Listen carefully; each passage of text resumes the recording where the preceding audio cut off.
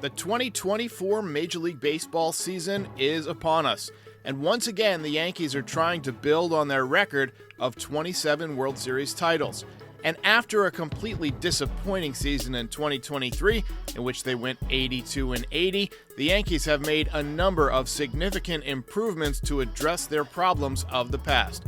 Here's 10 reasons to be excited about the 2024 Yankees. Plus, stick around for the honorable mentions at the end.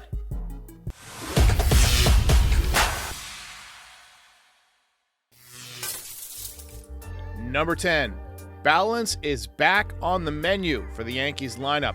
Since about 2018, fans who have watched the team closely and understand the nuances of lineup construction have all been screaming the same thing. The Yankees have been too right-handed. With a stadium that's built for left-handed hitters, the successful Yankees teams of the past have almost always had a mix of at least a few tough lefties. In recent years, that has not been the case. Well, no more. In 2024, not only did the Yankees add the best left-handed hitter in baseball, Juan Soto, but they added another contact lefty, Alex Verdugo, as well as Trent Grisham, who is some outfield depth, and they have Austin Wells, who's ready to provide some thump from the left side. And don't forget Jason Dominguez, who's a switch hitter and absolutely lethal from the left side. More on him later.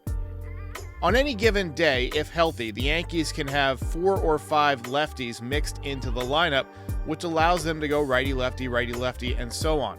It's only going to help the offense going forward. Number 9. Anthony Volpe 2.0. Revamped swing, revamped approach, and Anthony Volpe has looked like a different player this spring. After a rookie season that included a lot of positives, 21 home runs, 24 stolen bases, and a Gold Glove at shortstop, you could argue that Volpe had a pretty good start to his major league career. His WAR, according to Baseball Reference, was 3.3, not too bad, especially when you consider the abysmal batting average of 209. This winter, he's made some adjustments to his swing, resulting in more line drives during spring training, and while stats don't typically matter that much in spring training, he has hit over 300, and scouts are saying that he looks like a completely different player this season. You see him using the whole field and not trying to pull everything, and Anthony Volpe could be set for a big year in 2024, his second season in the major leagues. Plus, the defense has been terrific as usual, so he could rack up another Gold Glove.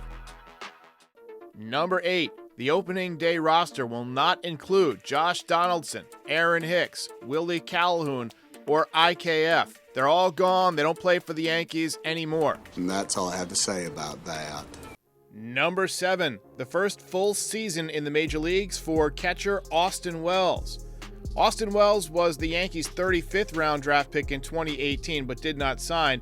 And then he was their first round draft pick in 2020, so they've liked him for a long time, and you can see why. He's got a great swing, he's a very good hitter, he's got massive power, light tower power, as the baseball cliche goes. Not only that, he's got a good approach at the plate. He uses the whole field, and over his final 11 games of 2023, he batted .317 with 4 home runs and 4 doubles. He's also been raking in spring training, and there's a real chance that he could be a massive breakout candidate offensively. Defensively, he's been drawing a lot of praise from both the coaches and the pitching staff, and while his arm could be stronger, he's an excellent receiver and a smart kid who calls a good game behind the dish, and his rookie year should be very exciting. Number 6. 2024 is the Giancarlo Stanton Revenge Tour. Stanton looks poised to have a bounce-back season. After years of injuries that have dragged down his production, he decided to get after it this winter, change his entire body, become less muscle-bound and more flexible, and he said that the goal was to be a baseball player again. And I have to tell you, he looks fantastic this spring, not only hitting home runs, but he's running and moving around better, getting out of the box quicker. He looks better on the bases. He's also changed his swing path, just like Anthony Volpe did, and he's hitting a lot more line drives this spring, like the Giancarlo Stanton of old, and he's catching up to fastballs that he had no chance against in 2023. Plus, it's already March 23rd, and at the time of this recording, he has yet to be placed on the 60-day IL. Way to go, Big G. He also smashed 3 home runs in a game this spring, something that he's never done in his major league career, not even during his 59 home run season. A bounce-back season from Giancarlo could be a huge difference maker for the Yankees. Number 5, the return of the Martian, Jason Dominguez, who is healing ahead of schedule.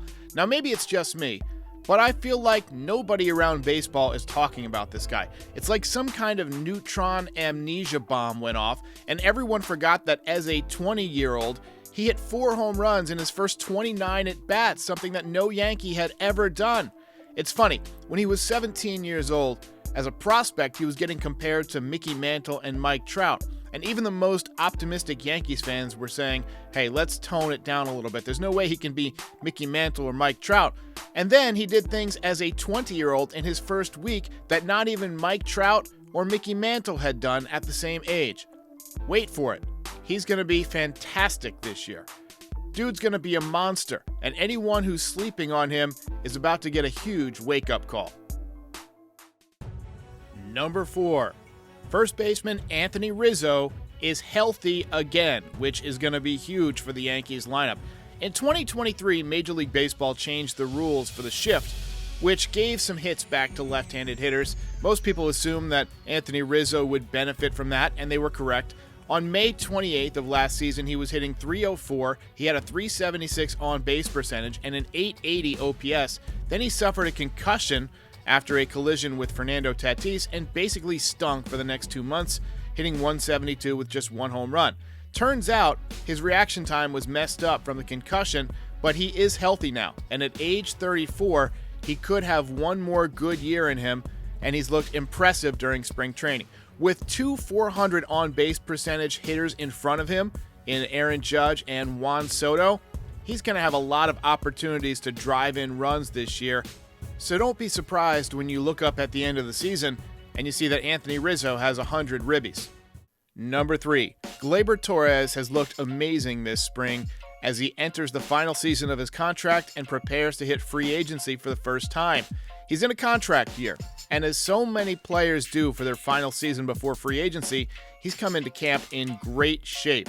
And not only has he been tearing the cover off the ball this spring, but he's also looked outstanding at second base.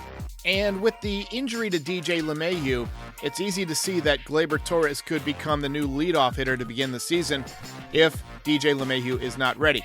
If he stays healthy, and he's had no problem staying healthy over the last couple of years, this will probably be the best season of his career. .280 average, 35 home runs, focused defense, all should be well within range. And then the question becomes, do the Yankees re-sign him? I guess we'll find out. Number 3, Aaron Judge will be going for history in a number of ways. He'll be going for his 3rd 50 home run season, which we all think should be within reach. He'll also be going for his 2nd official MVP win. We all know there's an asterisk next to Altuve's win, but with Shohei Ohtani out of the league, he should have a good chance to pick up his 2nd MVP. Also, he's hit 99 home runs over the past 2 seasons, and last year he missed 2 months of the season and still had 37. He had 2 3-home run games last year. He was on pace for a home run total in the high 50s when he injured his toe in Los Angeles. Now, even if you go with the average of the last 2 seasons, 49.5 home runs, most fans on most teams would absolutely sign up for one of their players to hit 49.5 home runs. We'll take the over, 50 home runs. And if he does that, he will join Babe Ruth, Alex Rodriguez, Mark McGwire, and Sammy Sosa as the only players in Major League Baseball history to have 3 or more 50 home run seasons. And my guess is that if he's healthy, he's got a real shot at a 2nd 60 home run season. And number 1, Juan Soto's first and maybe only season in Yankees pinstripes. If you've watched Juan Soto this spring, it should be apparent that this guy isn't just any offseason pickup. The Yankees have acquired one of the best offensive players of his generation, especially through his age 24 season. He led the league in walks 3 times. Last year, he hit a career-best 35 home runs. He's won a batting title. He's won a World Series, and he stays on the field. 162 games played last season, 153 the year before that, 151 the year before that. Is that a guarantee that he won't get hurt? No, it's not. Of course it's not. Anything can happen, but barring something out of the ordinary, we should have 150 plus games of one of the greatest left-handed hitters of all time through his age 24 season, and he'll be batting directly in front of one of the greatest right-handed hitters of all time in Aaron Judge, and if all goes according to plan, this could be a really amazing offense, and you will not want to miss it, so tune in after each game for post-game recaps all season long here on NYY Recaps, YouTube's #1 post-game show. Stay tuned for the honorable mentions. Honorable mention.